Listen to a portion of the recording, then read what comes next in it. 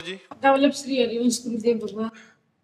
महाराज जी, आप पूछ रहे हैं कि यदि कोई मनुष्य किसी महापुरुष को मन से अपना गुरु मान ले तो उसकी भी वही गति होगी जिन्होंने प्रकट शरणागति लिया है। हाँ, मन से गुरु मानने का मतलब होता है उनकी आज्ञा का पालन करना। अब जैसे कोई किसी संत को गुरु मान ले, वो संत कहते हैं राम राम जपो, राधा राधा जपो, तो राम राम राधा राधा निरंतर जपो। कहते हैं ऐसे आचरण ना करो, ऐसे आचरण करो, तो जो आचरण कहते हैं वो आचरण करो, जो आचरणों का त्याग कहते हैं उनका त्याग करो। यही गुरु बनाने का मतलब होता है। तो उनकी बात मान लेना ही गुरु बनाना है, संतों की बात मान लेना ही गुरु बनाना है। और अगर बात मान लिए तो निरंतर भजन होगा, निरंतर भजन होगा तो काम बन जाएगा। बात है भजन होने से। अगर भजन ना करो और गुरु मंत्र ले लो, कंठी बंधवा लो, तो उससे भगवान की प्राप्ति थोड़ी हो जाएगी। भगवान की प्राप्ति तो भजन करने से होगी। भजन करो, खूब भजन करो। अच्छा, हम मान लो राधा राधा जप रहे, हमने गुरु मंत्र नहीं लिया, लेकिन किसी संत के मुख से तो सुना हमने कि राधा राधा जपो, तो वो गुरु हो गए और राधा नाम गुरु मंत्र हो गया। उसी से हमारा काम हो जाएगा। हम गंदे आचरणों का त्याग करें, अच्छे आचरण करें, नाम जप करें, यही संत समागम का लाभ है। और इसी लाभ से भगवत प्राप्ति की तरफ हम आगे बढ़ते हैं। उमेश कुमार जी बरेली से। राधे राधे। राधे राधे महाराज जी। महाराज जी, जीवन के कठिन समय में अध्यात्म तथा आध्यात्मिक गुरु से कैसे मदद प्राप्त करें कि जीवन के प्रति नकारात्मकता, तनाव, चिंता से मुक्त हो पाए? देखो, संतों की कृपा या गुरु की कृपा का फल होता है हमें उनके बताए हुए मार्ग पर चलने की हिम्मत आ जाए। क्योंकि अध्यात्म में मन और इंद्रियों को मार करके चला जाता है। मन कह रहा है ये देखना है, ये सुनना है, ये खाना है, ये पीना है, ऐसा। तो धर्म पूर्वक जो खान पान है उसको करो और नाम जप करो। अगर नाम जप करोगे तो आप में आध्यात्मिक पावर जागृत होगा, और उसी पावर से हम काम, क्रोध, लोभ, मोह, मद, मत्सर जो हमारी विपत्ति का कारण है, विपत्ति का कारण पाप है और पाप का मूल वासना है। तो ये वासना के क्षेत्र हैं, काम, क्रोध, लोभ, मोह। कहीं क्रोध से पाप हो गया, कहीं काम से हो गया, कहीं मोह से हो गया, कहीं लोभ से हो गया, कहीं ईर्ष्या से, कहीं द्वेष से, ऐसे पाप हो जाते हैं। तो हमें चाहिए कि निरंतर नाम जपने का अभ्यास करें। नाम जप में बहुत पावर है। भारी से भारी विपत्ति को भी आप हंसकर सह सकते हैं। ये हम खुद अनुभव की बात आपको कहते हैं। संतों के पास जाया जाता है अनुभव की बात सुनने के लिए, कि उन्होंने अध्यात्म में जो प्राप्त किया है उसे हम सुने और विश्वास पूर्वक हम मान करके वैसे ही चलें। तो जो शास्त्रों का स्वाध्याय करने में हमारा वर्षों गया, वो हम मिनट में तुम्हें बता रहे हैं। जिस बात के अनुभव करने के लिए दसियों वर्ष लगाए, वो हम सेकंड में बता रहे हैं तुम्हें। ये लाभ मिलता है संतों के संग से। तो वो बात हम पकड़ लें। अब जैसे आप नाम जप करना शुरू कर दें, अधिक से अधिक करें। जब मन परेशान कर रहा है, जब विपत्ति आ रही है, नाम जप करें तो आप देखेंगे एक अंदर ऐसा स्थान है जहां आपको कोई छू नहीं सकता। तो जब तक मन आनंद में नहीं रहेगा तो शरीर के कष्ट में लग जाएगा, वो विपत्ति में लग जाएगा, वो दुख में लग जाएगा, जो हम झेल नहीं पाएंगे। और जब हम नाम जप करते होते हैं तो हमें एक भरोसा होता है कल हमारा अच्छा होगा, क्योंकि हम अच्छे आचरण कर रहे हैं। अब हम बुरे आचरण नहीं कर रहे हैं, जिससे कल हमारा गंदा नहीं होगा, कल हमारा अच्छा होगा। पर आज से ही कल का निर्माण होगा। अगर आज हमारा गंदा हो गया तो कल हमारा गंदा हो जाएगा। वर्तमान ही भविष्य का निर्माण करता है। हमें वर्तमान के समय को अच्छे आचरण में और भगवान नाम जप में व्यतीत करना है और चिंता नहीं करनी। देखो, कोई ऐसा मनुष्य शरीरधारी नहीं है जिसको संघर्ष ना करना पड़े। क्यों? आप बताओ, कोई ऐसा है जिसको संघर्ष जीवन में ना करना पड़ा हो, जिसको विपत्ति या दुख या छल कपट या धोखा ये सब ना देखने पड़े हो? ये संसार का स्वरूप है। हमको बहुत मजबूत होकर चलना होगा, नहीं हमारा जीवन व्यर्थ हो जाएगा। आपने अच्छा मकान बना लिया, आपने अरबों रुपए जमा कर लिए, लेकिन आपने भजन नहीं किया, तो जब शरीर छूटेगा तो आपके साथ क्या जाएगा? किया हुआ पाप कर्म, किया हुआ पुण्य कर्म, भजन तो किया नहीं, तो फिर यही आवागमन चक्र, यही सुख दुख का चक्र। इसलिए संत और गुरु के पास जाया जाता है अमोघ वस्तु प्राप्त करने के लिए। अमोघ माने जिसका नाश न हो, जो व्यर्थ न हो, वो है भगवान का नाम, वो है भगवान का मार्ग, वो है भगवान की लीला कथा, भगवान से प्रेम।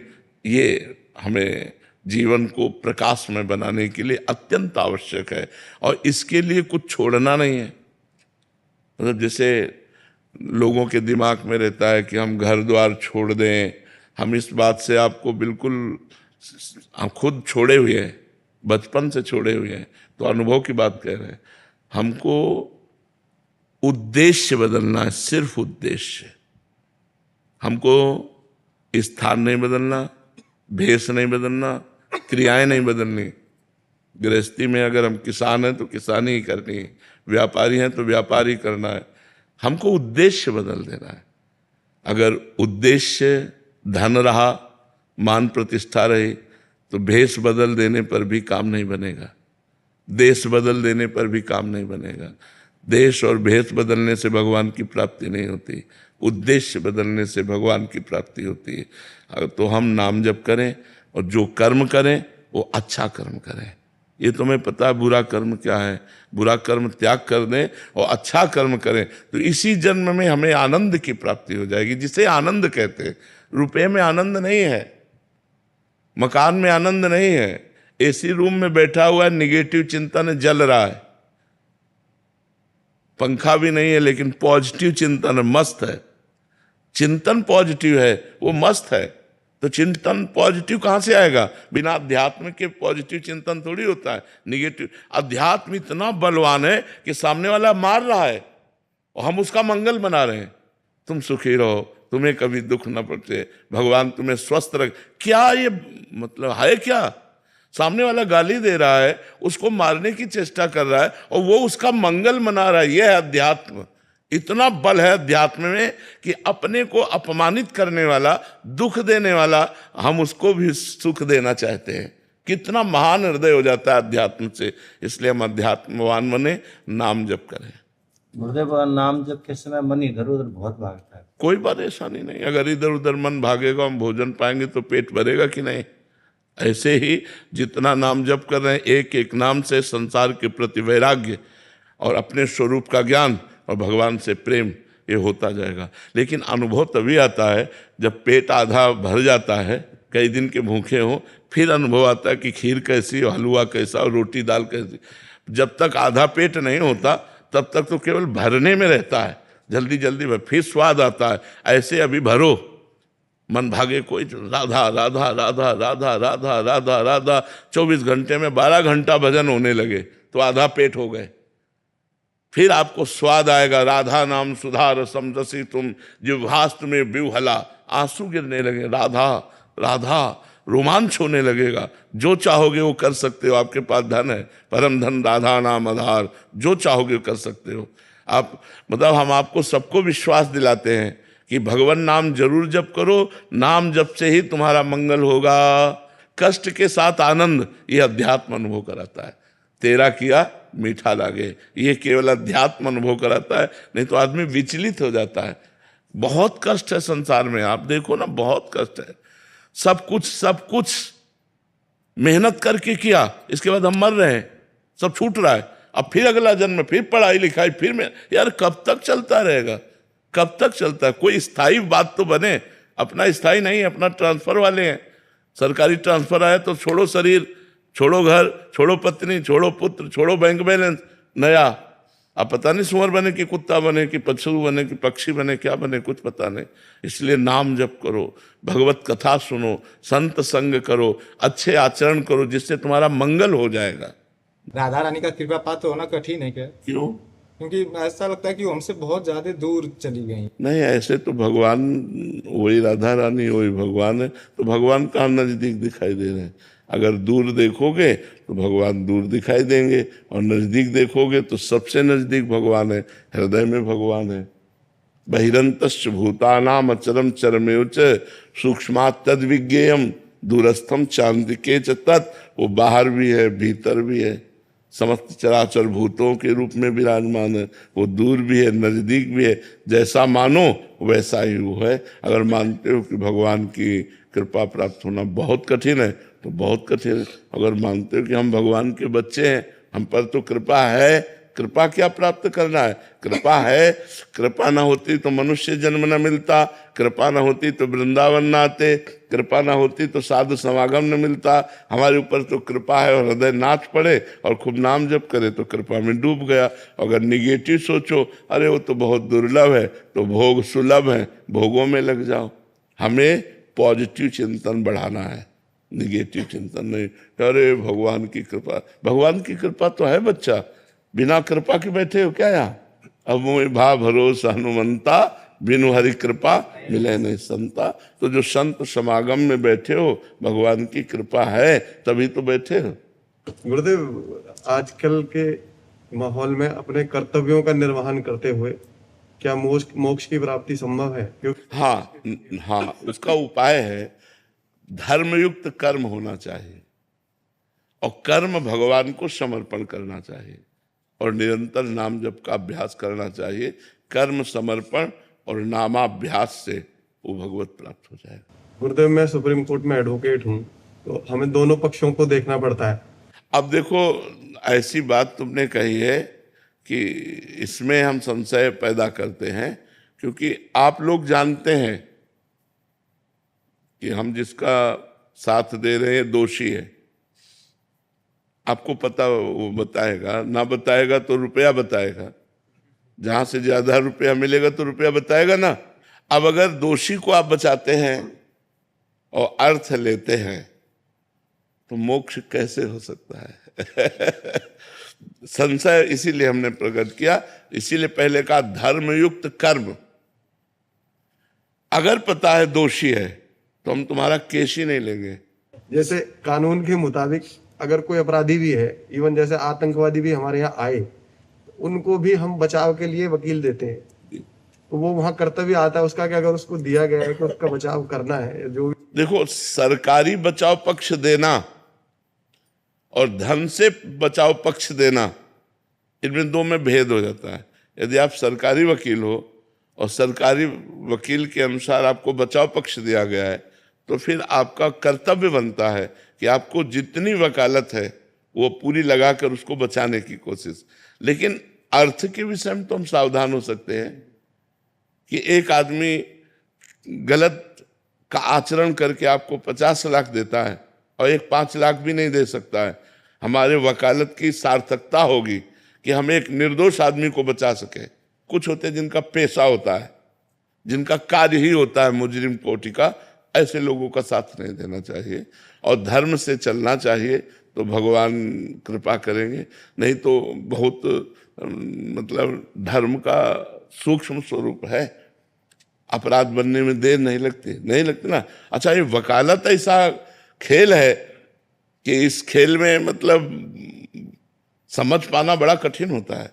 कोई अपने को वकील से दोषी तय कहता कि मैं दोषी हूं, अब वो क्या करे? अब वो उसका पक्ष अगर लेगा और कहीं निर्दोष को, तो धर्म बड़ा सूक्ष्म विषय है, फिर वो अपने को घातक हो जाएगा। वो रुपया, वो संग, वो वकालत, वो अपनी मानसिकता को, अपने परिवार को दुख देने वाली बन जाएगी। तो हम ये प्रार्थना करेंगे जहाँ तक हो सके तो बचने की कोशिश करें ऐसे धन से, ऐसे लोगों के पक्ष से जो हमारी बुद्धि को विकृत कर दे, जो हमें आगे चलकर अशांति प्रदान करें। हम धर्मयुक्त कोशिश करें। है तो बड़ा मतलब विचित्र इसमें कि हम किससे पूछे कि तुम सही हो कि गलत हो।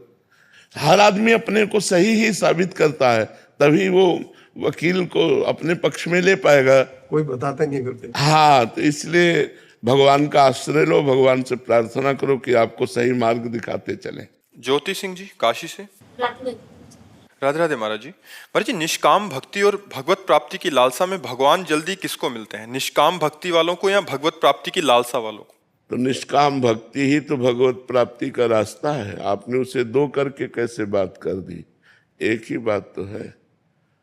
भगवत प्राप्ति की लालसा ऐसे हो जाती है क्या? भोगैश्वर्य प्रसक्ता नाम तया परत चेतसाम व्यवसायात्मिका बुद्धि समाधो न विधीयते, जिसकी भोगों में ऐश्वर्य में अपहृत बुद्धि हो गई है, अपहृत चित्त हो गया है, वो कभी भगवत प्राप्ति का संकल्प ही नहीं कर सकता।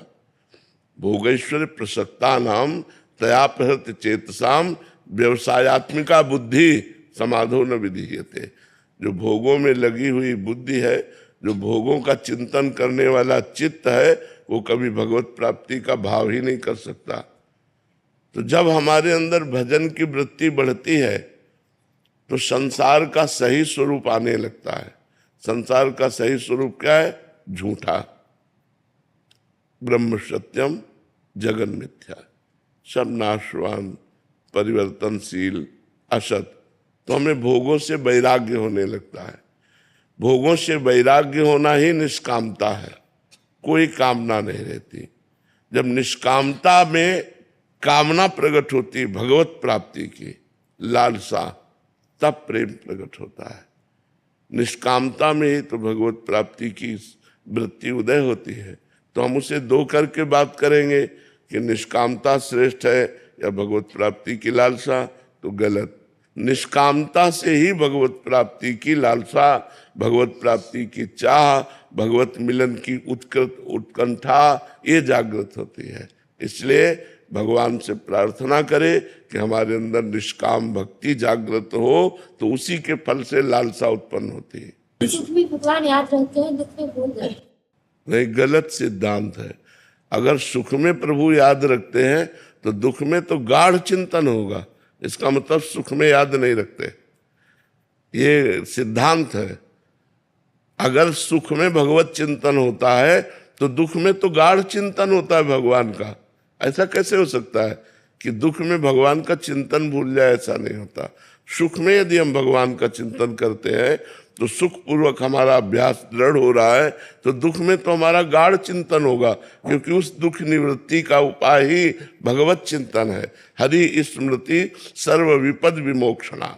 भगवान का चिंतन ही समस्त विपत्ति और दुखों में सहने की सामर्थ्य देता है, उसको रौंद कर निकलने की सामर्थ्य देता है। इसलिए अभ्यास गलत है। अभी सही अभ्यास नहीं है। सही अभ्यास अगर सुख में सतत भगवत चिंतन हो रहा है, दुख में गाढ़ चिंतन होगा। अभ्यास ठीक करो। पार्थ जी मुंबई से। राधे राधे महाराज जी। महाराज जी, जीवन में कई बार कुछ खोकर ही कुछ पाने का अनुभव होता है। एक और कृपा और प्रशंसा होती है तो दूसरी ओर उलझन और असंतुलन बनता है।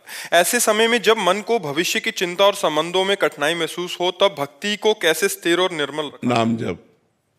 उस समय नाम जप को पकड़ लेना चाहिए। जैसे अब तूफान आ रहा है तो हम किसी पहाड़ का आश्रय ले ले तो सुरक्षित हो जाएंगे।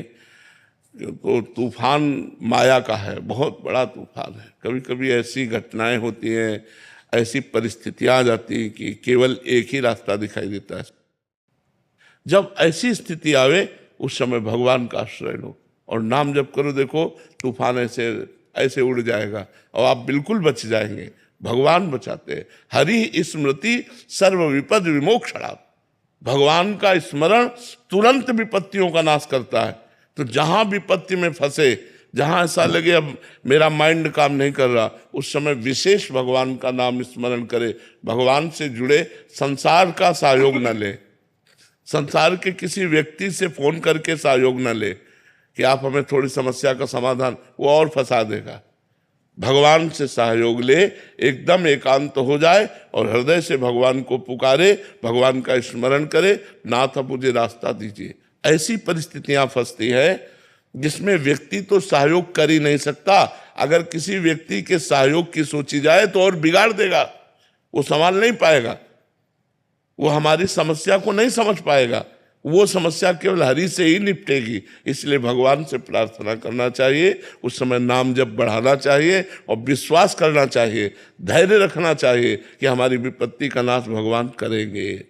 हरि स्मृति सर्व विपद विमोक्षणात्, ये हम तुम्हें बिल्कुल पक्की बात कह रहे हैं। भगवान के सिवा कोई नहीं, सब असमर्थ नजर आते हैं।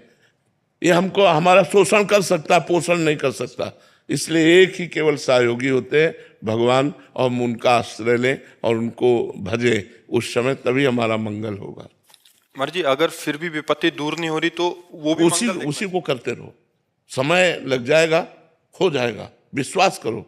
समय लग सकता है लेकिन वो कार्य हो जाएगा।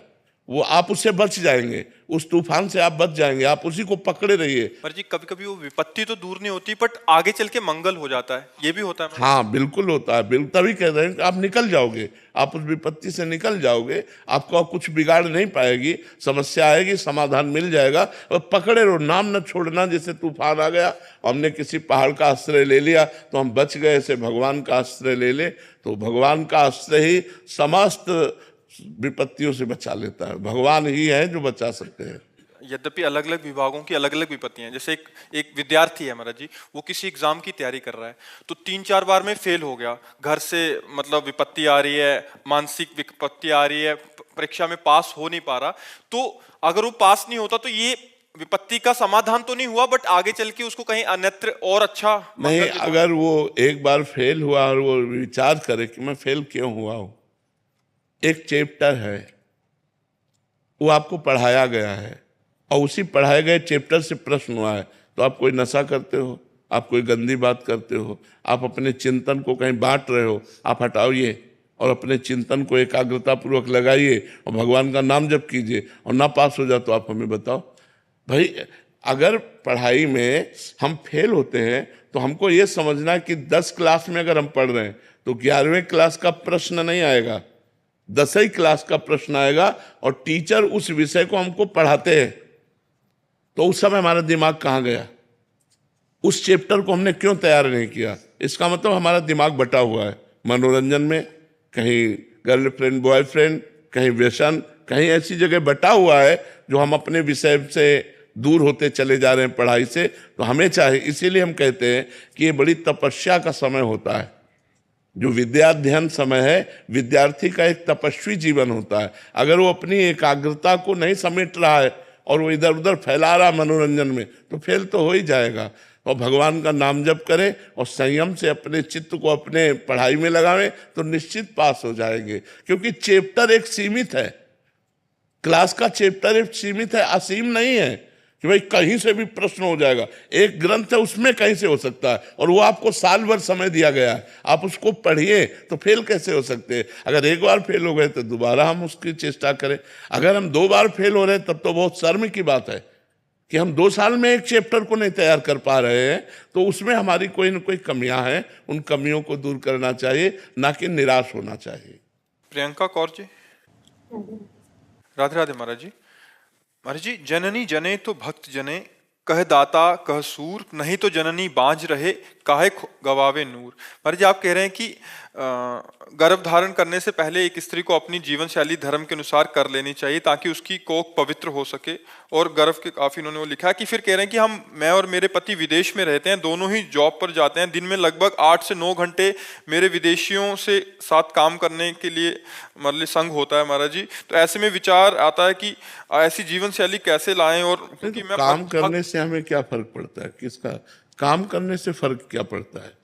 हम काम कर रहे हैं, असंग होकर काम कर रहे हैं, हमें उनके गुण दोषों से मतलब नहीं। हमें अपने भारतीय धर्म का आचरण करना चाहिए, हमें विदेशी जो आचरण है उनको अपनाना नहीं चाहिए। काम करने से आप लोग सब आए हैं अलग अलग प्रदेश से, अलग अलग गांव से, अलग अलग खोपड़ी, अलग अलग स्वभाव, लेकिन हम सबसे प्यार से व्यवहार कर रहे हैं। इसके बाद हमें किसी का चिंतन नहीं, किसी से मतलब नहीं। तो अगर हम मतलब रखते हैं तो फिर उसके गुण दोष आएंगे। मतलब नहीं रखते तो सैकड़ों लोग एक कंपनी में काम करते हैं, एक व्यापारी के यहाँ नौकरी करते हैं। तो हम नौकरी कर रहे हैं अर्थ कमाने के लिए, हंसते हैं, बातचीत करते हैं, व्यवहार करते हैं, लेकिन हंसते हुए, बातचीत करते हुए, व्यवहार करते हुए हम अपने धर्म में रहें, अपने धर्म को न त्यागें। देखो, बहुत खुला हुआ दिमाग रखना चाहिए। ये मनुष्य जीवन जीने के लिए बहुत समझदार होना चाहिए। हम आपसे हाथ मिलाएंगे, आपसे बात करेंगे, आपके साथ रहेंगे, जो काम है, इसके बाद आपका कोई मतलब नहीं। हम अपने घर गए, हम अपने भारतीय धर्म से चल रहे हैं, तो क्या फर्क पड़ता है। अगर आप तो वहां विदेश में हैं, अगर आप विदेश में नहीं भी हैं और आप गलत आचरणों को नहीं संभाल पा रहे तो मोबाइल काफी है, नहीं काफी है। क्योंकि मोबाइल के संग मात्र से आदमी गलत हो जाएगा। जो देखना चाहो, जो समझना चाहो, वो सब उसमें है। तो मुझे लगता है अगर मुझे सुधरना है तो इंग्लैंड में भी सुधर सकते हो, अमेरिका में भी सुधर कर भक्ति कर सकते हो, और अगर नहीं सुधरना तो गंगा यमुना के पावन क्षेत्र उत्तर प्रदेश में भी रह करके आप मनमानी आचरण कर सकते हो।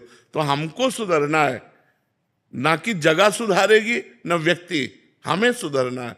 अगर सुधरना है तो हम रोज सत्संग सुने, मोबाइल से सत्संग सुने, उसके अनुसार आचरण धारण करें, और जहाँ नौकरी करने जाते हैं वहाँ ऐसा प्रतीत ना हो कि हम उनसे कुछ अलग है, बिल्कुल एक जैसा प्रतीत होना चाहिए। बुद्धिमानी यही है। हाँ, आपको वो पसंद है, मुझे पसंद नहीं है, आपको खाइए पिए, मैं खा पी रहा हूँ, दोनों साथ मिल करके काम करते हैं, कोई परेशानी नहीं। कई बच्चे परेशान हो जाते हैं कि हमारे कमरे का विद्यार्थी तो खाने वाला है, अब हम कैसे हैं? कुछ नहीं, ये सब तुम अपने राग में रंग रहो, हमारा बस ये है, कुछ नहीं। तुम चार बैठे रहो, अपना खाओ पियो अपनी मस्ती में। जो रही मुत्तम प्रकृति का कर सकत कुसंग, चंदन विष व्यापत नहीं, लपटे रहत भुजंग। अगर हम उत्तम आचरण करेंगे तो किसी का प्रभाव हमारे ऊपर नहीं पड़ेगा। सजल सरकार जी नवदीप से। राधे राधे महाराज जी। महाराज जी, तृणादपि सुनिचेन तरोरपि सहिष्णुना अमानिनान मानदेन कीर्तना सदा हरि। महाराज जी, इस अर्थ समझना चाह रहे हैं आप? हाँ, तृणादपि सुनीचेन, सुनीचेन, तृणादपि, तृण से भी अपने को नीच समझना चाहिए। भक्ति मार्ग में मनुष्यों से तो बात जाने दो, तृण से भी अपने को नीच समझना चाहिए। तृण में भी है कि पैर रख दो तो दब जाएगा, और हटा दो तो उठ जाएगा। हमको उससे भी नीचा बनना है कि अगर हमें दबा दे तो हम दबे ही रहें। अपने को सबसे छोटा, सृष्टि में बीच वाला फंसता है, या तो सबसे बड़ा बनो। तो सबसे बड़े कौन है? ब्रह्म। या तो अहम ब्रह्मास्मि ज्ञान मार्ग में आओ, सबसे बड़े, सब इतने बड़े बनो कि पूरी सृष्टि को अपने में समेट लो, पूरी सृष्टि को अपने मैं में स्थित कर लो, मैं ही पूरी सृष्टि बना हुआ हूं। तो ये ज्ञान मार्ग का हो गया। और ये इतने छोटे बनो कि सबसे छोटे बन जाओ, तो भी माया से मुक्त हो सकते हो। नहीं, जो बीच वाला है ये माया के बंधन में ही बंधता है। तो तृणादपि सुनीचेन, अपने को तृण से भी नीच समझे। पर बड़ी कठिन बात है, ये बड़ी कठिन बात है। तृण से भी अपने को नीच समझना है, बहुत कठिन बात है, बहुत कठिन बात है। जैसे कोई प्रवचन में अपने को कहते हैं हम लोग कि हम बड़े अधम हैं, बड़े नीच हैं, पर भगवान की कृपा है, हम लोग भी कहते हैं। ये बात तो अच्छा लगा जब हम कह रहे हैं, लेकिन एक बात आकर के सामने खड़ा होके कहे, फिर मुझे अच्छा लगे, फिर मुझे अच्छा लगे कि ये बात तो मैं भी कह रहा था, आज तुम गवाही दे दिए, बहुत अच्छी बात रही। भगवान की बड़ी कृपा है। भगवान देखो, आज साक्षी मिल गया, आज गवाही मिल गया कि मैं नीच हूं, मैं अधम हूं, हम पर अब कृपा करो। पर ऐसा भाव नहीं आएगा, जलन पैदा हो जाएगी, नहीं हो जाएगी? समझ रहे? वही बात हम कह रहे थे।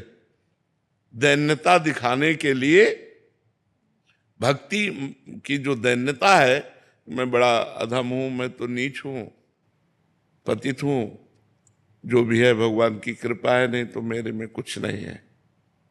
बस सेम सब सामने आके बोले सभा में, और वही वचन सुनकर मुझे आनंद हो कि ये तो मैं भी कह रहा था, प्रभु आज गवाही मिल गया, आप कृपा कर दो। तो ये बात बड़ी कठिन है, नहीं कठिन है?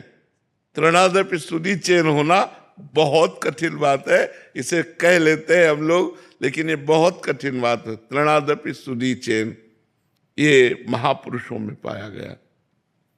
श्री रंगनाथ जी के आचार्य थे, तो वृंदावन में विराजमान थे, तो एक काश्मीरी विद्वान जो उनकी महिमा सुने तो आए, तो संस्कृत में नवीन श्लोकों की रचना करके उनकी स्तुति की, जो रंगनाथ जी के आचार्य थे उनकी। वो उठे और चुपचाप चले गए, रंगनाथ जी के अंदर बैठ गए जाकर। उनको अपनी स्तुति भक्त को रुचिती नहीं है, उनको बड़ा बुरा लगा। जो कश्मीर से पंडित आए थे, क्या हमने तो सोचा था इनकी स्तुति करेंगे, ये कुछ भेंट आदि देंगे, और ये तो बिल्कुल नाराज होके चले गए। तो रुके वो भी वृंदावन। दूसरे दिन वो जो रंगनाथ जी के आचार्य थे, वो हे नाथ पापो हम पाप कर्मा हम, जब स्तुति कर रहे थे तो बगल से निकले और रंगनाथ जी के मंदिर के सामने खड़े होकर के नवीन श्लोक के द्वारा कि प्रभु ये ठीक कह रहा है, पापी है, ये पतित है, ऐसा वो तुरंत रंगनाथ जी के लाखों का हार उतारे और दे दिए। समझ में नहीं आया कि है क्या ये चीज। जब स्तुति की तो उठ के मंदिर में चले गए, और जब उनको कट वचन कहा, अब वो जब चले गए तब रो रो के कहने लगे प्रभु देखो ये ब्राह्मण है, आप ब्राह्मण वाक्यों को सत्य मानते हैं, तो प्रभु ये सत्य बोल गया कि मैं नीच हूं, मैं पापी हूं, अब तो हम पर कृपा कर दो। और रोने लगे, भाव में आ गए। ये है तृणादपि सुनिचेन। अपने को कहीं कुछ मान लेना तृणादपि सुनिचेन नहीं होगा।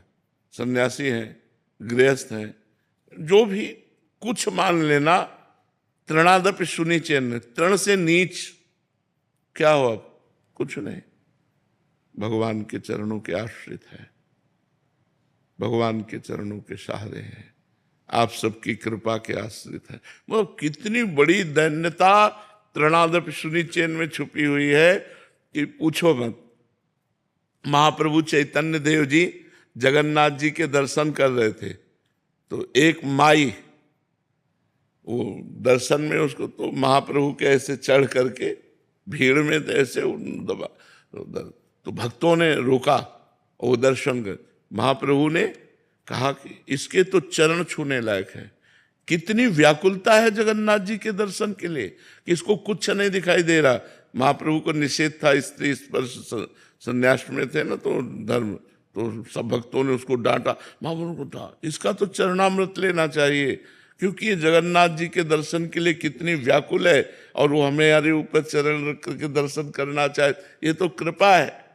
तो मतलब प्रतिकूलता में कृपा देखना, अपमान में भगवान का दुलार देखना, निंदा में वास्तविक वैसे ही अपने को समझना, ये तृणादपि सुनिचेन। कितना महान भक्त होगा जब तृणादपि सुनिचेन हो जाएगा। ये बात कहने की सहज में है, लेकिन जीवन में उतारने की सहज में नहीं भाई, बहुत कठिन है तृणादपि सुनिचेन। अब दूसरी बात आई, तरोर्यु सहिष्णुना, वृक्ष के समान सहनशील हो। जैसे वृक्ष है, उसको आप ईंट मारो तो आपको कुछ देगा, छाल, पत्ता, पुष्प, छाया, वो आपको कहीं दंड नहीं देगा। आप वहां जाओगे वृक्ष के पास तो देगा ही देगा, हरा भरा दर्शन देगा, छाया देगा, पत्र पुष्प फल आदि जो है। आप ईंट प्रहार करो तो भी वो कुछ देगा, आपको दंड नहीं देगा। ऐसे संत, यदि आप गाली दो, प्रहार करो, अपमान करो, तो आपका मंगल करेगा। देखो इसके मूर्तिमान उदाहरण है ठाकुर हरिदास जी, जो चैतन्य महाप्रभु के परिकर में थे, कि भगवान नाम लेने के भाव में काजी ने बादशाह से कहकर दंड दिलवाया, 22 बाजारों में बेंत मार मार करके, कोड़े मार मार करके उनको जान से मार डालना। मारा, मारते बेत खून की फवारे निकलती, उसी पर फिर मारते, और ये बोलते हरि बोल। जो ही बेंत लगता बोलते हरि बोल, तो वो कहते हरि बोल कहता है, तो मुस्कुरा देते, अब तुम्हारा भी कल्याण हो जाएगा, क्योंकि तुमने 2 बार हरि बोल बोला।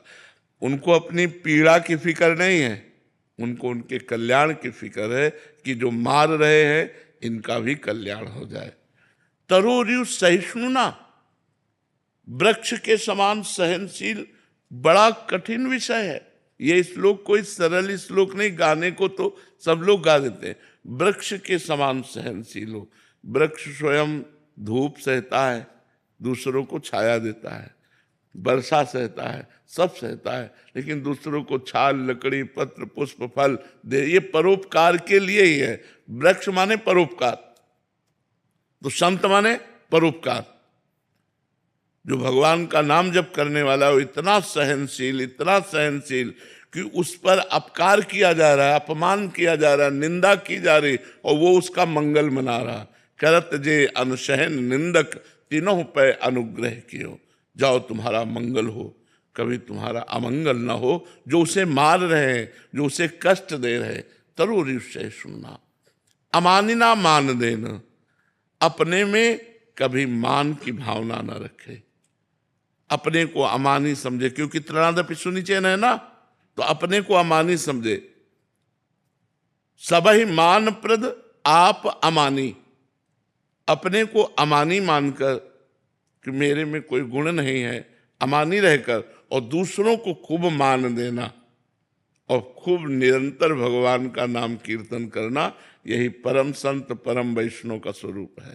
त्रणादपि सुनीचेन तरोर्यु सहिष्णुना, अमानिना मान देन, कीर्तनीया सदा हरि। रात दिन सदा हरि का कीर्तन जो करते हैं और तृण से भी नीच अपने को मानते हैं और वृक्ष के समान सहनशील हैं, स्वयं अमानी रहकर दूसरों को मान देते हैं, ऐसे वैष्णव के चरणों में कोटि कोटि प्रणाम है। और तभी वो कीर्तन सफल होता है जब हम ऐसे होते हैं। मुझे स्मरण आ रहा हो, एक बार आप ज्ञानगुदरी में अपनो स्थान है, कहा कहूँ छवि आज की भले बने हो नाथ, तुलसी मस्तक जब नभे धनुष बाण ल्यो हाथ। तो वो स्थान ज्ञानगुदरी में,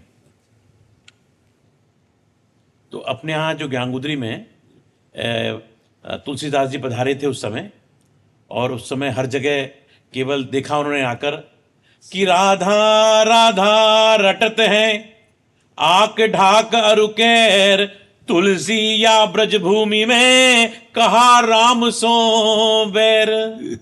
मेरे राम से बैर है यहाँ पे, इस भेद को मिटा के रख दूंगा। भगवान से प्रार्थना की, कहा कहूँ छवि आज की भले बने हो नाथ, तुलसी मस्तक जब न बह धनुष बाण लियो हाथ। तुरंत भगवान जो हैं कृष्ण राम रूप में प्रकट हो गए। एक छोटी सी घटना और घटी, 1 मिनट ले लूं। जब नाभादास जी ने भक्तमाल की रचना कर दी, करने के बाद उसका विमोचन करने के लिए उस स्थान पर आए ज्ञानगुदरी में, और उन्होंने एक झरा भंडारा किया। सब लोग पधारे, गोस्वामी तुलसीदास जी भी पधारे। चूंकि आने में थोड़ी देरी हो गई थी, उसी स्थान की बता रहा हूं मैं आपको, और वो थोड़ा सा देरी से पीछे आकर बैठ गए। मालपुआ सूखा आइटम था, हाथ में ले लिया। लड्डू था, हाथ में ले लिया। अब बोले खीर काय में लें, पात्र था नहीं।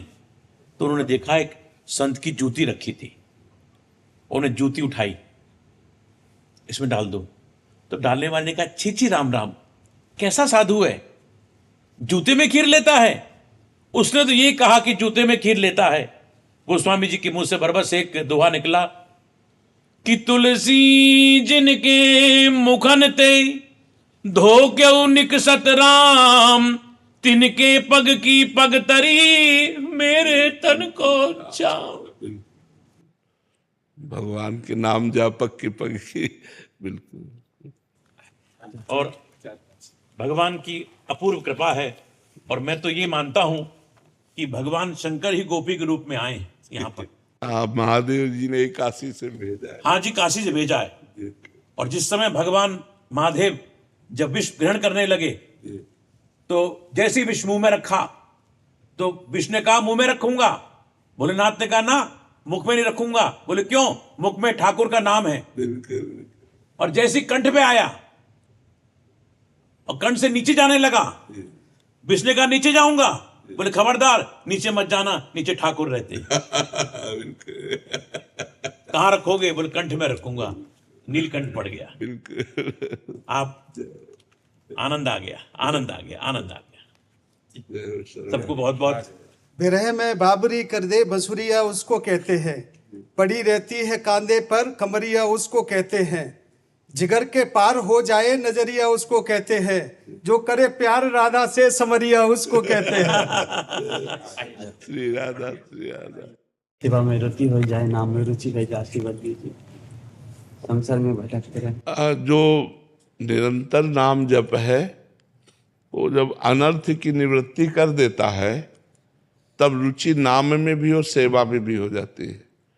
तो नाम को ही हम अधिक पकड़े तो नाम से ही जो हमारी विक्षेप है वृत्तियों में वासनाओं का, वो जब नाश हो जाता है तो भगवान में प्रीति हो जाती है, उनकी सेवा में रुचि हो जाती है। नाम छूटने का बड़ा दुख होने लगता है, तब हमारी जाके बात बनती है। तो हमें अधिक अधिक समय नाम जप में देना चाहिए, अधिक समय नाम जप में देना चाहिए। खुशी जी वृंदावन से।